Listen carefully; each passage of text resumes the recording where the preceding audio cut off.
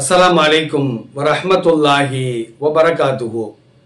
அல்ஹம்துலில்லாஹ் வஸ்ஸலாத்து வஸ்ஸலாம் அலா ரசூலில்லாஹி அம்மா பஅத். கணியத்திற்குரிய எல்லாம் அல்ல அல்லாஹ்வின் நல்லடியார்களே, பாசத்திற்குரிய இஸ்லாமிய பெரியோர்களே, தாய்மார்களே, சகோதர சமுதாயத்தை சார்ந்த அருமையான சகோதர சகோதரிகளே, அல்லாஹு ரப்பல் ஆலமீன் மனித சமுதாயத்திற்கு நேர்வழி காட்டுவதற்காக அனுப்பி வைத்த ஒவ்வொரு நபிமார்களுக்கும் அற்புதங்கள் செய்யக்கூடிய ஒரு அதிகாரத்தை அல்லாஹ் வழங்கியிருந்தார். அல்லாஹுடைய அனுமதியை கொண்டு அந்த அற்புதங்களை எல்லா நபிமார்களும் செய்து காட்டினார்கள்.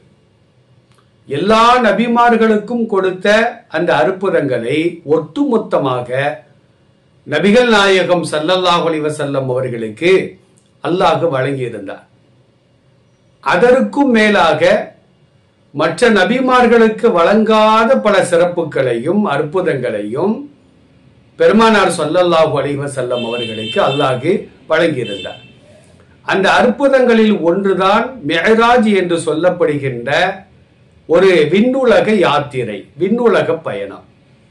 நபிகள் பெருமானார் ஸல்லல்லாஹு அலைஹி வஸல்லம் அவர்கள் தன்னுடைய 53ஆம் வயதிலே மக்காவிலிருந்து ஆயிரக்கணக்கான மைல்களுக்கு அப்பால் இருக்கின்ற பைத்துல் முகத்தஸிற்கு சென்று அங்கிருந்து முதல் வானம், இரண்டாவது வானம் என்று 7 வானங்களையும் கடந்து சென்று சொர்க்கம், நரகம், அல்லாஹுடைய அத்தாட்சிகள் எல்லாவற்றையும் பார்த்துவிட்டு ஒரே இரவிலேயே இந்த பூமிக்கு வந்தார்கள்.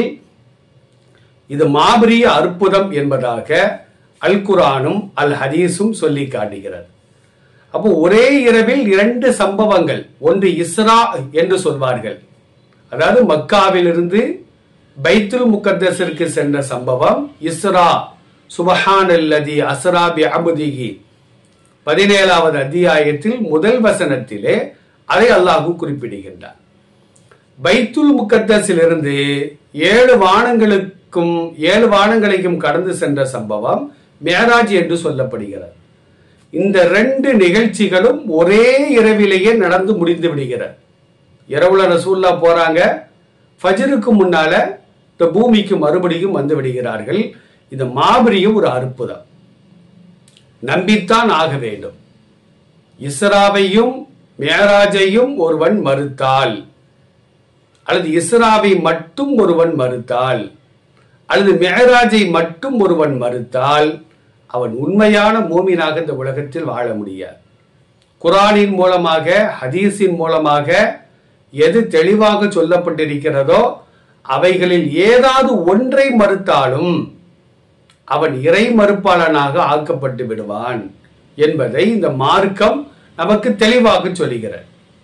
எனவே இஸ்ரா என்று சொல்லப்படுகின்ற மக்காவிலிருந்து பைத்துல் முகத்தஸிற்கு சென்ற அந்த நிகழ்வையும், பைத்துல் முகத்தஸிலிருந்து 7 வானங்களுக்கும் 7 வானங்களை கடந்தும் சென்ற அந்த மிஅராஜ் சம்பவத்தையும் ஒவ்வொரு இஸ்லாமிய ஆண்களும் பெண்களும் உளப்பூர்வமாக நம்முடைய அறிவுக்கு பொருந்துகிறதோ இல்லையோ அதை நம்பித்தான் ஆக வேண்டும். ஏன்னா குர்ஆன் ஹதீஸ் போய் சொல்லாது. ஆனால் இந்த 2 சம்பவங்களும் நடந்த நாளில்தான் கருத்து வேறுபாடுகள் இருக்கிறது. ரஜபு மாதத்தில் எத்தனையாவது பிறையில் அது நடைபெற்றது என்பதிலே கருத்து வேறுபாடுகள் இருக்கிறது. அதுக்கு என்ன காரணம்? குர்ஆனிலும் ஹதீஸிலும் குறிப்பிட்ட நாளில்தான் இந்த சம்பவம் நடந்தது என்பதற்கு எந்த விதமான குறிப்புகளும் இல்லை. எனவே வரலாற்று ஆசிரியர்கள் குழம்பி போய் அந்த இரவாக இருக்குமோ, இந்த இரவாக இருக்குமோ என்று பல்வேறு கருத்துக்களை சொல்லக்கூடிய ஒரு காட்சியினை இன்றைக்கு நாம் பார்த்து வருகின்றோம். இந்த மிஅராஜ் சம்பவம் நடைபெற்ற நாள் எது என்பதிலே கருத்து வேறுபாடுகள் இருக்கிறது. அது எந்த இமாம்களும் மறுக்கவில்லை, எல்லோரும் அதை ஏற்றுக்கொள்கிறார்கள். சரி, அந்த இரவில் செய்ய வேண்டிய குறிப்பிட்ட அமல்கள் ஏதாவது இருக்கிறதா, சிறப்பான அமல்கள் ஏதாவது இருக்கிறதா என்றால் அதற்கும் ஆதாரங்கள் கிடையாது. சில ஊர்களில் நம்ம பார்க்கிறோம், சில மஹல்லாக்கள்ல இந்த மேராஜ் இரவு அன்று என்ன செய்வாங்கன்னா இஷா தொழுகையை பிற்படுத்தி வைப்பார்கள். அதுவே மாபெரிய தவறு. எதற்காக பிற்படுத்துகிறார்கள்? எல்லோரும் பள்ளிவாசலுக்கு வர வேண்டும் என்பதற்காக இஷா தொழுகை ராத்திரி 10 மணிக்கு வைப்பாங்க. நபி ஸல்லல்லாஹு அலைஹி வஸல்லம் என்ன சொன்னாங்க? சிறந்த செயல், அல்லாஹ்விற்கு பிடித்தமான செயல், பிரியமான செயல் தொழுகையை அதற்குரிய நேரத்தில் தொழுவது. நிரந்தர தொழுகையாளிகள் இருக்கிறாங்களே, அவங்க சீக்கிரமா இஷாவை முடித்துவிட்டு இரவு உணவை முடித்துவிட்டு சீக்கிரமாக படுத்து விடுவார்கள். ஆனால் அவங்களுக்கெல்லாம் ரொம்ப கஷ்டமா இருக்கும். ராத்திரி 10 மணி வரைக்கும் விழித்திருந்து அந்த ஃபர்லை தொழுவது என்பது அவர்களுக்கு சிரமமான ஒரு காரியம். மக்கள் தான் தொழுகைக்காக வேண்டி வர வேண்டுமே தவிர மக்கள் வர வேண்டும் என்பதற்காக தொழுகையை நாம் பிற்படுத்துவது கூட. இதுவே முதல் தவறு. இந்த நாளுக்காக வேண்டி தொழுகை பிற்படுத்துவார்கள். அது இஷாவுக்கு கூட வரமாட்டாங்க. ராத்திரி சிறப்பான அமல்கள் செய்வதற்காகத்தான் ஒரு கூட்டம் பள்ளிவாசலுக்கு வரும். ஃபஜ்ர் பாங்கு சொல்ற வரைக்கும் தொழுவாங்க. தூக்கத்தை எல்லாம் கட்டுப்படுத்தி இடையில டீயை குடிச்சுக்கிட்டு தொழுவாங்க. ஃபஜ்ருக்கு பாங்கு சொன்னா வீட்டில் போய் குப்புற அடிச்சு படுத்துருவாங்க. ஃபஜ்ருக்கு கூட கூட்டம் இருக்க. அப்ப இந்த இரவுக்கென்று 100 ரக்காத்து நஃபில் தொழுகை, 50 ரக்காத்து நஃபில் தொழுகை, இந்த சூறாவை 25 தடவை ஓத வேண்டும், அந்த சூறாவை 50 தடவை ஓத வேண்டும். இப்படி எந்த விதமான குறிப்பிட்ட வணக்க வழிபாடுகளும் இந்த இரவுக்காக பெருமானாரும் காட்சித்தரவில்லை, அல்லாஹும் கற்றுத்தரவில்லை, இமாம்களும் கற்றுத்தரவில்லை. பெரும்பாலான பள்ளிவாசல்ல போய் பார்த்தோம் அப்படின்னா லைட்டுகளை போட்டு விளக்குகளை போட்டு அலங்கரித்து பூக்கெல்லாம் தொங்க விட்டு நறுமணங்கள் தேவைதான், அதற்காக வீண் வரையும் செய்வது கூட பயங்கரமான முறையில் அலங்காரங்கள் செய்து தொழுகை காட்டி வருவாங்க. ராத்திரி எல்லாம் தொழுவாங்க. தொழுகும் முறை கூட தெரியாது. சில பேர் போர்டுக்கு முன்னாலே நிற்பாங்க. அந்த போர்டில் எழுதி போடப்பட்டிருக்கும் இத்தனை ரக்காத்து நஃபில். 100 ரக்காத்து நஃபில் ஒரு இரவில் தொழுக முடியுமா?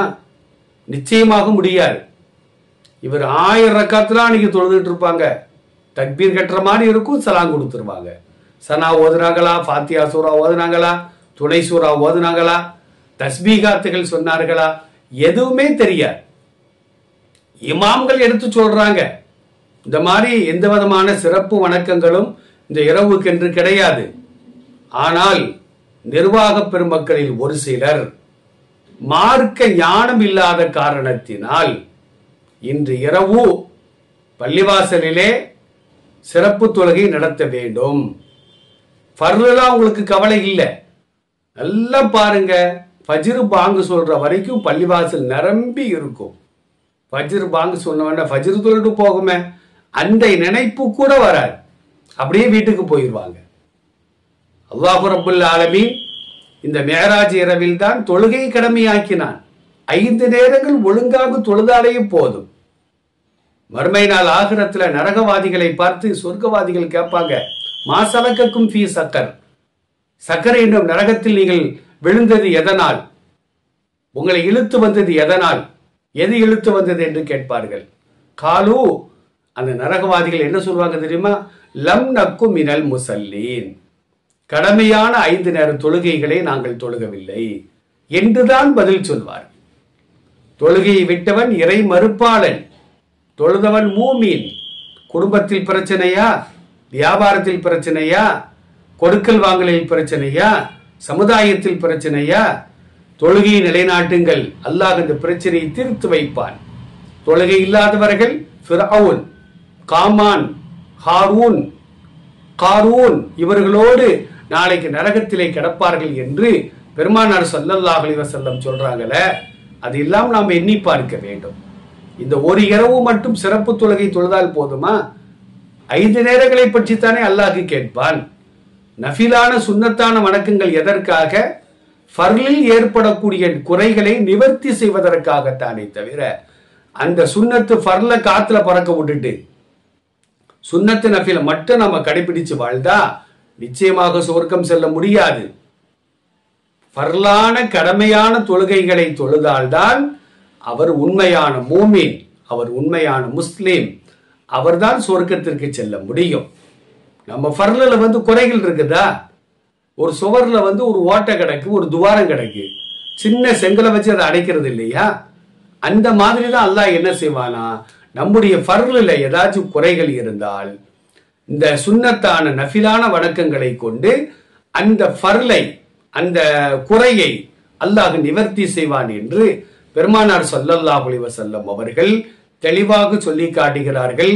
அதனால நஃபிலான வணக்கங்களை எப்ப வேணாலும் செய்யலாம். பகல்ல செய்யலாம், இரவுல செய்யலாம், எப்ப வேணாலும் செய்யலாம். குறிப்பிட்ட நாளில் மட்டும்தான் நான் செய்வேன் என்று சொல்வதற்கு இந்த மார்க்கத்தில் யாருக்கும் அந்த அதிகாரம் கிடையாது என்பதையும் நாம் விளங்கி வைத்துக் கொள்ள வேண்டும். மேராஜ் இரவிற்கு என்று ஒரு குறிப்பிட்ட வணக்கம் இல்லவே இல்லை. குர்ஆனிலும் கிடையாது, ஹதீஸிலும் கிடையாது. கண்ணியமான இமாம்களும் அதை கற்றுத்தரவில்லை என்பதை ஞாபகத்தில் வைத்துக் கொள்ள வேண்டும்.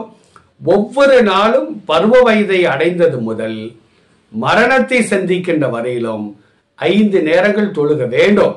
இதைத்தான் அல்லாஹ் நம்மிடத்தில் கேட்பானே தவிர, நீ அந்த இரவில் அத்தனை ரக்காத் தொழுதாயா, இந்த இரவில் இத்தனை ரக்காத்துகள் நீ தொழுதாயா என்று நிச்சயமாக கேட்க மாட்டான் என்பதை உள்ளத்தில் ஆழமாக பதிய வைத்துக் கொள்ள வேண்டும். எல்லாம் அல்லாஹ் ஜல்ல ஷானஹு தஆலா இந்த மேராஜுடைய இரவிலே நமக்கு எதனை அல்லாஹ் கடமையாக்கினானோ அந்த கடமையான 5 நேர தொழுகைகளை அல்லாஹ் ஒருவனுக்காக நிறைவேற்றக்கூடிய நன்மக்களாக நம்மையும் நம் குடும்பத்தார்களையும் வருங்கால நம்முடைய சந்ததிகளையும் அல்லாஹ் ஆக்கி அருள் புரிவானாக.